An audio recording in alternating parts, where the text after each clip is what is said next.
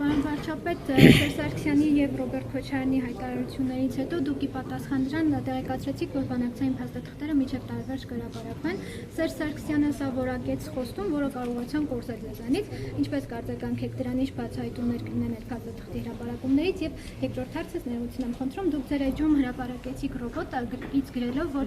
մեր զինվորների նոր բարեկամն է։ Համանցածում տարբեր տեղեկություններ կան, որ սա պատվիրված ինչ որ անորակ սարք է, օրինակ թեմից։ Այդ քննադատություններին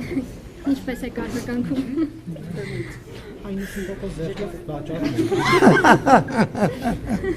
Լավ, ես շնորհավորում եմ Սերժ Սարգսյանին, որ տենց մեծ հաջողություն ունի։ Հույս ունեմ իր կենսագրության մեջ դա կնշի, որ մենք կորզեցինք խոստում։ Ես քանի ամիս է խոսում եմ դրա մասին։ Եվ եթե մի քիչ մտածեք եւ մտածեն, կիմանան ինչ փոխվեց եւ ինչի եմ հիմա եւ ինչի եմ ասում միջև տարվա վերջ։ Ինչն է պատճառը, որ ասում եմ միջև տարվա վերջ, բայց հրապարակ բամպահին գուցե կմեկնաբանեմ։ Նամակ էի ասել Սերժ Սարգսյանից նամակ։ Չէ, ես ուզում եմ ասել եմ, որ փաթեթը հրապարակեն միջև տարվա վերջ, դա պատճառ ունի, ինչի, որտեվ ես նախկինում ասել եմ, որ մենք կհրապարակենք։ Քանի ամիս առաջ եմ հրապարակային քանի ամիս առաջ եմ հրապարակային ասել, որ հանձնարարել եմ, որ պատրաստ են։ Ոչ, ընտրություններին ընդառաջ չի։ Ոչ, լավ, հիմա ասեմ, որովհետև հասկանում եք, ես նախկինում ասել եմ, որ այդ փաթեթի տերը մենակ մենք չենք։ Ենթադրվում է, որ տարվա վերջ միջև դե յուրե ԵԱՀԿ Մինսկի խումբը կլուծարվի եւ այդտեղ այդ բարոյական եւ քաղաքական արգելքը կվերանա, այսինքն այդ սուբյեկտը չի լինի եւ մենք ազատ կլինենք այդ թղթերը հրապարակել։ Իսկ Սերժ Սարգսյանի, այո, Սերժ Սարգսյանի նամակը հիմա ես հանձնարարել եմ գաղտնազերծման գործընթացը տեղի ունենում, չէ, ինչի ծուված։ Այլ երկրի ղեկավարի ուղղված։ Ես այդ նամակի մասին Ես այդ նամակի մի րոպե ներողություն եմ ժողովուրդ ջան, ինչ կլինի, ես գնամ դուք հարցազրույցան։ Դե հերթու կարգ պետք է լինի, չէ։ Հիմա չեմ կարող ասել, կհրապարակեմ, կտեսնեք։ Իսկ ռոբոտը Հա, ռոբոտը դե ինչ ասեմ։ Հիմա գիտեք, ուշադիր նայեք, կտեսնեք, բայց ես ձեզ ուրիշ բան ասեմ։ Ես ձեզ ուրիշ բան ասեմ, հայ իմիջայլոց, ես քանի որ հրապարակային առաջարկել եմ, կարծում եմ անարդար կլինի, եթե նույն առաջարկը ձեզ չանեմ, չնայած երեք պաշտպանության նախարար հետ խոսում էինք, որ պետք է այդ նույն առաջարկը ձեզ անեմ, որովհետև դուք տեսել եք, որ ես առաջարկել եմ, քանի որ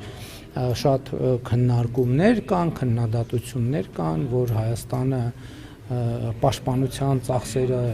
բան անում, կրճատում է, Հայաստանը զինաթափել է բանակը, էս արել են արել, ես լրագրողներին առաջարկում եմ առանց տեսախցիկների, առանց բանի, հա, նույնիսկ առանց գրիչների, եթե պայմանավորում ենք, որ ինֆորմացիան կոնֆիդենցիալ է, առանց հեռախոսների եւ եթե որևէ մեկը ստանձնի ցուցակ ձևավորի են լրագրողների, ովքեր պատրաստ են նաեւ հետագայում որևէ կոնֆիդենցիալության կանոնները պահել, ես ձեզ պատրաստ եմ տանել եւ մոտիկից ծանոթացնել եւ շների հետ, եւ կատուների հետ, եւ մնացած բոլոր հնարավոր միջոցների հետ, եւ դուք այդ հարցի պատասխանը անձամբ կտեսնեք։ Այդ բոլոր քննադատությունները հիմք ունեն, թե հիմք չունեն։ Ես իմիջայլոց,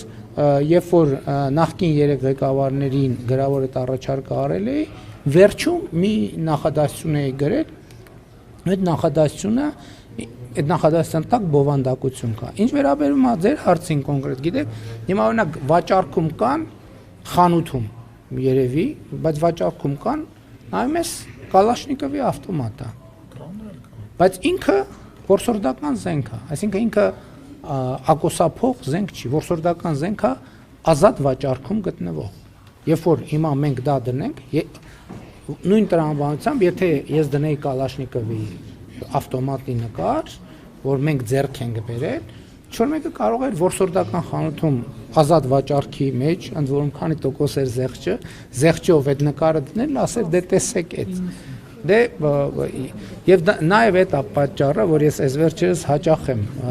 առակած առաջինը մեջբերում, որտեղ ասում է